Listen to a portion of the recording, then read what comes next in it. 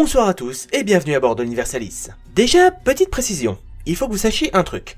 Je suis un grand fan de comics, de super-héros et plus particulièrement des héros Marvel. Spider-Man, Hulk, le Punisher, Daredevil, les X-Men, tout ça ce sont des héros qui ont particulièrement marqué mon enfance et qui m'ont mis des étoiles dans les yeux dès l'âge d'à peu près 12 ans. Mais il en existe un qui m'a beaucoup plus passionné que les autres. Alors accrochez-vous à votre guidon et faites chauffer le moteur. Parce qu'aujourd'hui, on s'attaque à Ghost Rider.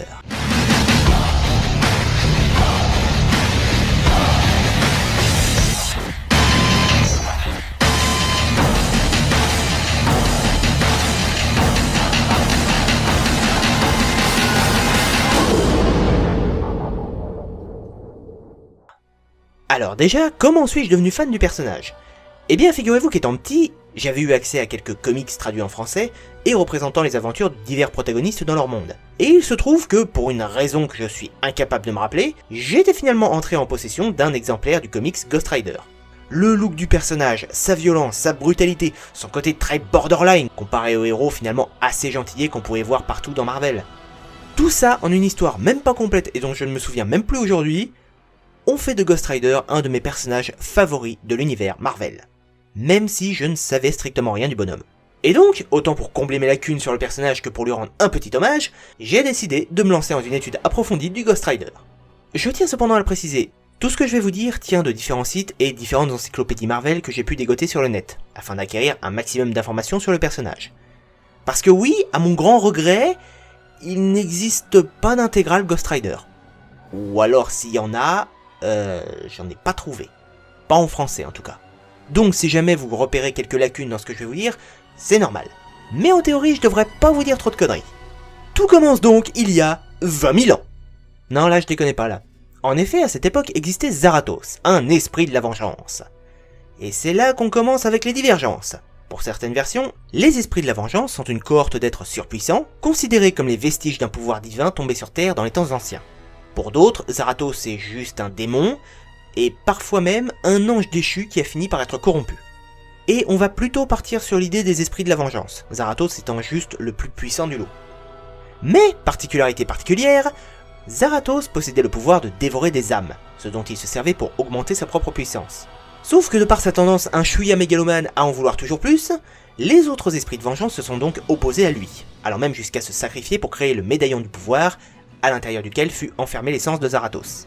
Évidemment, je simplifie à l'extrême, vu que les esprits de la vengeance, au passage, se seraient alliés à une escouade d'immortels appelée la Lignée, dont l'un des membres était le Caretaker.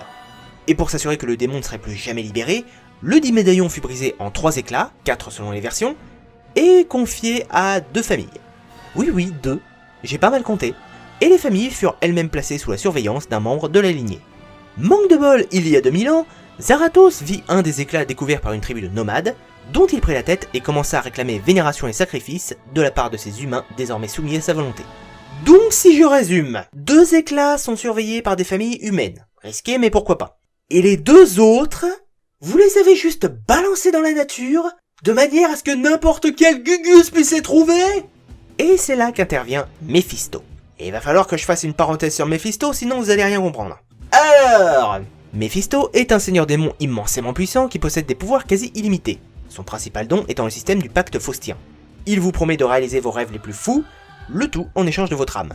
Âme qui se retrouve alors enfermée dans le royaume de Mephisto, qu'il appelle sobrement l'enfer, et qui alimente sa puissance. En d'autres termes, plus Mephisto capture d'âmes, plus il devient puissant. Donc vous vous doutez bien qu'entre Mephisto qui capture des âmes et Zarathos qui les bouffe, le courant devait assez mal passer. Et c'est justement pour cette raison qu'à cette époque, profitant de l'affaiblissement de Zarathos, bah oui, techniquement, une seule partie de son pouvoir avait été libérée, les autres éclats étant toujours perdus dans la nature.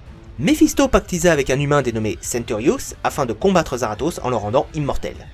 Incapable de dévorer une âme promise à un autre, Zarathos fut désarçonné et au final, c'est son essence à lui qui fut capturée par Mephisto. Il aurait certainement pu la conserver dans son enfer, mais il décida au contraire d'effacer la mémoire de Zarathos et de lier cette partie de son âme à différents êtres humains pour servir sa cause. C'est au XVIIIe siècle que le Ghost Rider fit sa première apparition. Officiellement du moins, mais je vous cache pas que selon les versions, pas mal de Ghost Rider ont fait leur apparition à des époques très différentes. Au XVIIIe siècle donc, le jeune fils de pasteur Noble Kale tomba follement amoureux d'une dénommée Magdalena. Mais alors qu'elle accouchait de leur enfant, le père de Noble découvrit leur relation et ordonna que la jeune femme soit aussi sec brûlée sur le bûcher. Ok, je peux comprendre les relations émotionnelles violentes. Enfin là, c'est peut-être un peu excessif, non? Alors qu'elle était brûlée vive, Magdalena lança une terrible malédiction à l'intention du pasteur, afin que les furies le pourchassent et l'éliminent. Plus jamais je me plaindrai de ma famille en fait, hein. Terrifié par cette menace et n'ayant pas réussi à obtenir la protection divine, le pasteur s'en remit à Méphisto, lui promettant l'âme de son fils Noble en échange. Un père parfait en somme. Méphisto accepta et changea Noble Kale en Ghost Rider. Parce que oui, je vous l'avais pas dit, mais la famille Kale est l'héritière d'un des fameux éclats du médaillon, raison pour laquelle elle est à ce point surveillée par Méphisto. Sous l'influence de Zarathos, non seulement Noble dézingua les furies comme pas permis, mais en plus il se retourna contre son propre père, qui avait tué le rejeton de Noble qui venait de naître. En sacrifice. Un père parfait, vous disais-je. Sauf que choqué par les événements, Noble tenta de mettre fin à ses jours avant d'être interrompu par Méphisto, qui venait pour réclamer son âme. Cependant, un ange dénommé Uriel descendit en cet instant, affirmant que l'essence du jeune homme devait aller au paradis. Oui, chez Marvel, les anges ont cette tronche, tu fermes ta gueule. Après discussion, les deux décidèrent d'un compromis. L'âme de Noble n'appartiendrait ni à l'un ni à l'autre camp, mais demeurerait confinée dans le vide pour venir s'incarner dans le corps de chaque futur premier-né des Kale, et pouvant autant agir pour le compte de l'enfer que du paradis. Devenant donc le premier esprit de la vengeance. Quand je vous disais que c'était le bordel pour récupérer les infos. En d'autres termes, l'âme de Noble, toujours liée à celle de Zarathos, permit à nombre de ses descendants d'incarner un Ghost Rider différent. Raison pour laquelle on a entendu parler de lui durant la Première Guerre mondiale, et même pendant la Seconde. Sous la forme de Tank 666, un char d'assaut contrôlé par plusieurs Ghost Riders! Tout ça jusqu'à finir par s'incarner dans le corps de Naomi Kale. Donc on l'a compris, le Ghost Rider c'est d'abord et avant tout une histoire de famille. Et mieux encore, avec Naomi, on comprend quelque chose de particulier avec la transformation. Zarathos ressemble à un squelette enflammé, apparence que prenaient toujours les Ghost Riders lors de leur transformation. Néanmoins, j'ai prouvé une certaine hésitation à ce sujet. Est-ce que les autres prenaient l'apparence de Zarathos? Ou est-ce qu'ils avaient juste le squelette qui s'enflammait, brûlant leur peau au passage? En effet, une fois transformés, les principaux riders atteignaient la taille d'1m87 et un poids d'environ 100 kg, ce qui sont des informations communes à Dan Ketch et à Johnny Blaze. Du coup, ça veut dire que cramer sa chair fait gagner des centimètres et du bide? Eh bien, c'est en faisant des recherches sur Naomi Kale que j'ai obtenu mes réponses, puisque lorsque la damoiselle se transformait, elle ressemblait à un Ghost Rider masculin. La conclusion est donc irrévocable, ce n'est pas le squelette de l'humain qui s'enflamme, c'est l'humain qui prend l'apparence de Zarathos, un démon d'1m87, pesant à peu près 100 kg, et ayant des formes masculines. Continuons donc notre histoire, puisque Naomi prit peur pour sa famille et choisit de les abandonner, faisant adopter deux de ses enfants et laissant le premier à leur père. Johnny demeura donc avec son géniteur, le cascadeur Barton Blaze, tandis que Danny et Barbara étaient recueillis par Frances Ketch. Johnny Blaze donc grandit dans un cirque, et après la mort de Barton, fut adopté par Crash Simpson, le propriétaire du cirque, et le jeune homme se rapprocha peu à peu de Roxanne Simpson, sa fille. Il vécut sa vie à peu près normalement, devenant un motard accompli, un cascadeur émérite, jusqu'au jour où... Alors non, on n'est pas passé dans Plus belle la vie, hein, rassurez-vous.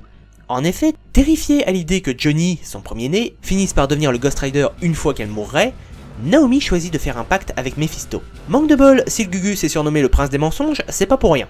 Et lorsque Naomi mourra, il lui révélera que si Johnny Blaze ne devient pas le Ghost Rider, ça ne l'empêchera pas de devenir un Ghost Rider. Bah ouais, je vous rappelle que l'âme de Zarathos a été scindée en 3, voire en 4 selon les versions. Donc si la partie mélangée à Noble Kale est plus dispo, il en reste minimum 2 autres. Suite à cela, apprenant que Crash était atteint d'un cancer, Johnny fut finalement contacté par Méphisto, qui lui proposa de guérir son père adoptif en échange de son âme, ce que Blaze accepta. Mais même s'il fut effectivement guéri, Crash finit par mourir lors d'une cascade. Mais le démon ayant tenu parole, il revint pour chercher l'âme de Johnny, mais fut repoussé par Roxanne Simpson. Et on en revient à un nouveau point où les certitudes laissent place à l'inconnu. En effet, à nouveau, cette partie de l'histoire se scinde en 2 versions. La première étant que la pureté des sentiments de Roxanne avait permis de repousser le diable et de protéger Johnny. Ne pouvant s'emparer de son âme, Méphisto a donc choisi d'y lier l'esprit de Zarathos. Mais j'y crois moyen, on n'est pas chez les bisounours non plus. Et la deuxième version, c'est que Roxanne avait des compétences en occultisme, dont elle se serait servie pour envoyer Méphisto là d'où il venait. J'arrive pas à déterminer quelle version est la moins crédible en fait. Parce que, d'un côté comme de l'autre, ça reste une gamine qui repousse un démon immensément puissant. Que des gugus complètement broken qui touchent Orbi en magie y parviennent, genre Doctor Strange ou Jennifer Kale, ok, mais une gamine sans aucune expérience? Bon, en fait, dans cette version-là, elle serait parvenue à contacter l'ange Zadkiel. Oui, lui aussi c'est un ange et tu continues à fermer ta gueule, bienvenue chez Marvel. Et Zadkiel aurait alors lié l'âme de Johnny à un autre fragment de Zarathos pour le protéger de Mephisto. Vous comprenez un peu le bordel dans lequel je suis en train de patauger là, hein? Suite à cela, Johnny développera effectivement le pouvoir du Ghost Rider et vivra de nombreuses aventures. Passons maintenant au cas de son petit frère, c'est-à-dire Dan Ketch. Le Loustic et sa sœur ont eu droit à une vie relativement peinarde, jusqu'au jour où, passant par un cimetière, ils assistèrent à un meurtre commis par le criminel Deathwatch, qui tirera une flèche sur Barbara.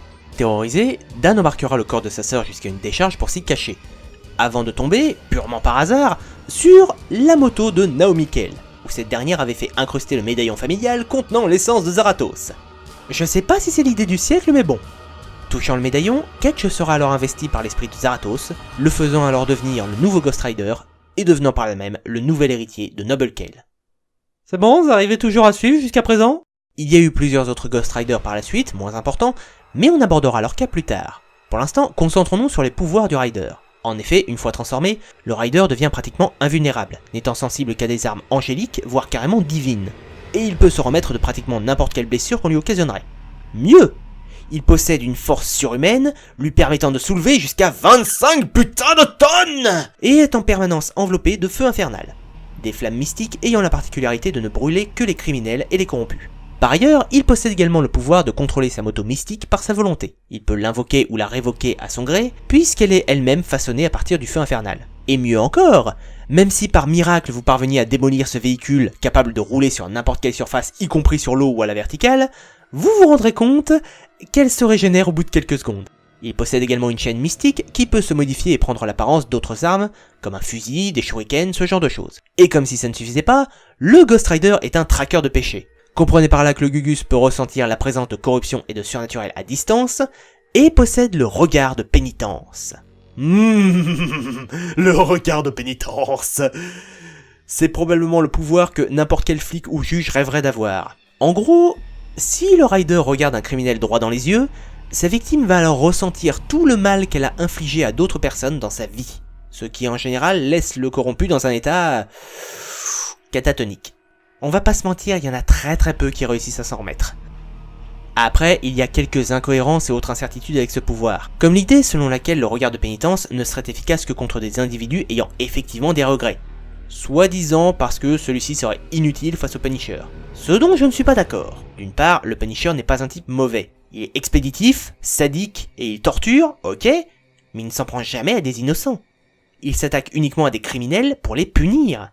L'idée de laisser entendre que le regard de pénitence n'a aucun effet parce que le criminel ne regrette rien, ça bousille complètement l'idée du pouvoir. De la même manière, Hulk n'est pas quelqu'un de mauvais, il est juste en permanence en colère et impulsif. Il n'a pas vraiment d'intention de faire du mal à des innocents. Du coup, je doute que le regard du pénitence lui ferait quoi que ce soit. Alors dans ce cas, pourquoi, pour l'amour du diable, le Docteur Strange a pu subir le regard de pénitence ? Déjà que le Rider ait pas pigé qu'il se battait contre un innocent, alors qu'il est censé pouvoir détecter le mal, c'est assez zarbe. Après, pour Doctor Strange, je ne connais pas assez le personnage des comics. Peut-être qu'il a effectivement des crimes sur la conscience, mais j'en ai jamais entendu parler. Ah, et aussi, à la base, Zarathos est censé dévorer des âmes. Du coup, autant le regard de pénitence est super classe, mais quel rapport avec Zarathos ? Est-ce que c'est un pouvoir commun à tous les esprits de la vengeance ? Ou est-ce que c'est juste lui qui l'a développé ? Eh ben on n'en a aucune idée.